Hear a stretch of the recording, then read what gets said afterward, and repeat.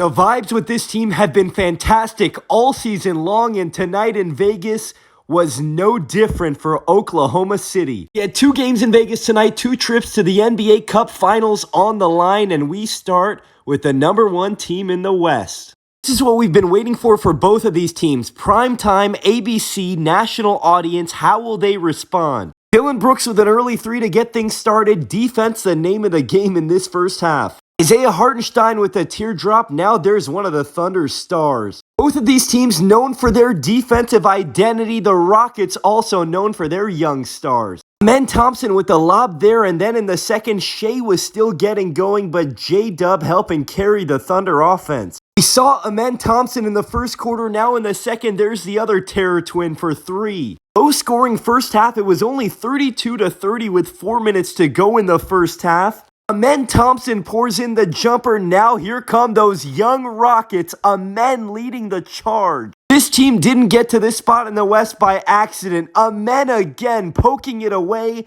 and then Jalen Green doing the rest. It's up by 4, end of the first half. The rest of the Rockets' young core might have been struggling, but Amen continuing to showcase his stardom. Third quarter now, Thunder up by 1. They're number 1 in defense, number 1 in steals. Lou Dort getting on the floor and Case and Wallace slamming it. Speaking of the defensive end of the floor, it only takes one guy to get a steal, and then it becomes contagious. J-Dub with a steal. Now Shea against his fellow Canadian. He was quiet in the first half, but he got hot in the second. Midway through the third, here he goes again. More in his comfort spot, the mid-range. 30 seconds to go in the third. Thunder up by 4. Gilgeous-Alexander once again using the backboard. It took them a while to find their offensive rhythm in this game, but in the fourth, here they go. Hartenstein with the lob. Now SGA against Jalen Green. Time to close the show. Even on the nights where their offense does not look like its best, these two still delivered in a major way. J-Dub for 3.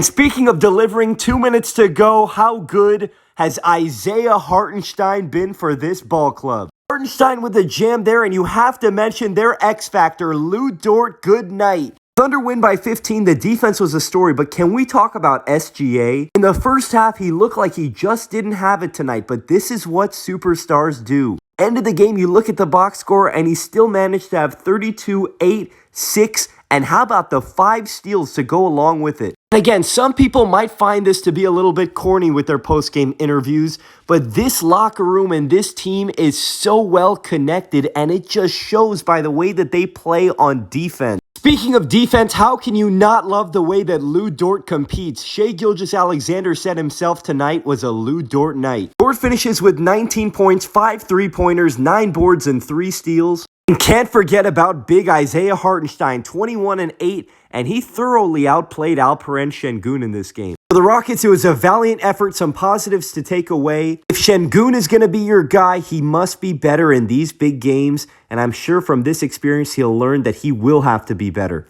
The positive for them is that Amen looks like he is ready for the big stage. And yes, they're ahead of schedule, they're young, they're great on defense.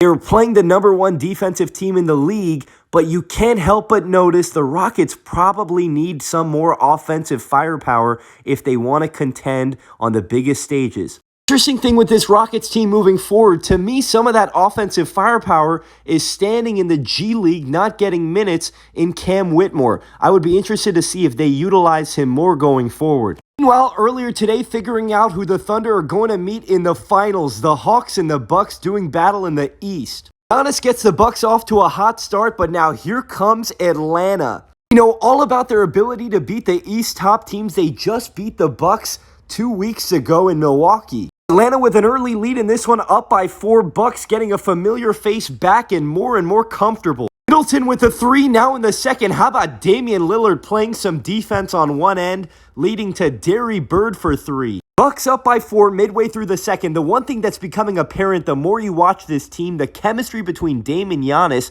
has improved tremendously. Bucks up by 7. Middleton playing some defense, and here comes the freight train in transition. Now in the third, Hawks down by 6. We know this team is feisty though. Trey with the left. They've been such an improved team on the defensive end of the floor as well. Clint Capella with the block on Giannis, and Clint Capella with the layup.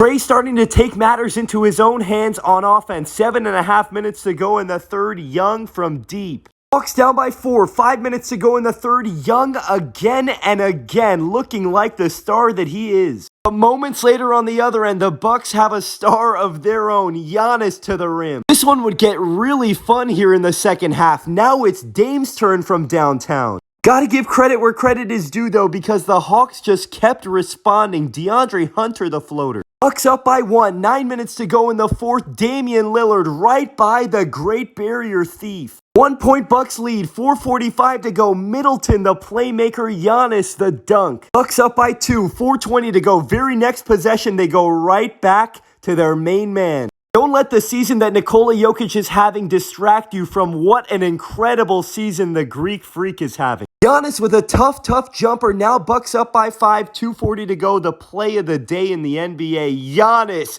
shades of the 2021 Finals. Milwaukee up by 5. 30 seconds to go. And you know when it's crunch time, it is Dame time. Bucks to the finals. Bucks win by 8. Giannis brought his A game in this one. 32, 13, and 9. Can't forget about Dame either, who had 25, 7, and 6. Their chemistry starting to click. Winning the NBA Cup would be really cool for them considering how they started the season. Obviously a disappointing night for the Hawks, but man, they've been super impressive of late. Trey Young, incredible tonight with 35, 10, and 7. What I want to see from this Hawks team, though, is can they build some consistency off of this and become a legitimate threat night in and night out. And by the way, the GOAT is still undefeated in NBA Cup games. Put some respect on this man's name. Get some other big news in the NBA today to go through. Some unfortunate news for the team that just doesn't seem to get anything right for them this season. Jared McCain out indefinitely after an MRI revealed a lateral meniscus tear in his left knee. That sounds terrible. Prayers up to Jared. We obviously know what happened to Joel and his sinus fracture the other day. Even in the Eastern Conference, I've been saying all season they still have a chance, but man, these things just keep adding up for this team. Maybe now is just too many injuries to deal with. We'll have to wait and see. You also have to think about how this would impact the Rookie of the Year race. If McCain is out for the season, who's your pick to win Rookie of the Year? And then the other big news of the day, the Warriors going for it and getting Dennis Schroeder from the Nets. A great pickup. They trade away DeAnthony Melton and 3 second-round picks and add a legitimate rotation piece. Interesting thing about this is that Shams reported tonight that the Warriors envision starting lineups with Dennis Schroeder and Steph Curry in the backcourt. So it sounds like they traded for Schroeder to be a starter for them, which is a surprise to me. And Shams also said the Warriors are still bracing for a bigger move at the trade deadline or sooner. Keep our eyes on that. We'll also keep our eyes on Tuesday night on ABC, 8:30 Eastern, 5:30 Pacific, Bucks and Thunder for the NBA Cup Championship. Tomorrow we're back to business as usual in the NBA, 7 games. Pacers just got a nice win in Philly. They cannot lose at home to the Pelicans. Knicks and Magic to battle for the 3 seed in the East. That should be a fun one. Obviously the Magic are banged up. Celtics in Washington. Wolves in San Antonio is an underrated game tomorrow. And then we have the 3 later games, Blazers in Phoenix, and the 2 night games look really good on paper. Mavericks in Golden State. Steph is questionable though. And the Grizzlies in LA. It sounds like LeBron has a chance at playing tomorrow and returning to that Lakers lineup. Obviously, they need him desperately. I'm going to be locked in on these 2 night games. Have a great Sunday, everybody.